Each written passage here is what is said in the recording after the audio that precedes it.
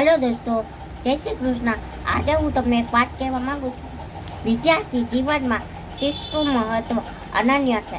શિસ્ત એટલે માત્ર નિયમોનું પાલન કરવું એટલું જ નહીં, પરંતુ પોતાના મન અને વર્તન પર કાબૂ રાખવો. જે વિદ્યાર્થીના જીવનમાં શિસ્ત નથી, તેનું જીવન સુકાન વગરના વહાણ જેવું છે.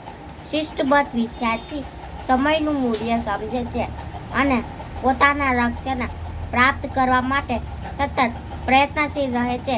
શાળામાં મળતી શિસ્તબદ્ધ બાળકને ભવિષ્યમાં એક જવાબદાર નાગરિક બનાવે છે. શિસ્ત વગરની વિદ્યા નિરર્થક છે, કારણ કે જ્ઞાનને પચાવવા અને તેનો સાચો ઉપયોગ કરવા માટે સંયમ અને નિયમિતતા જરૂરી છે.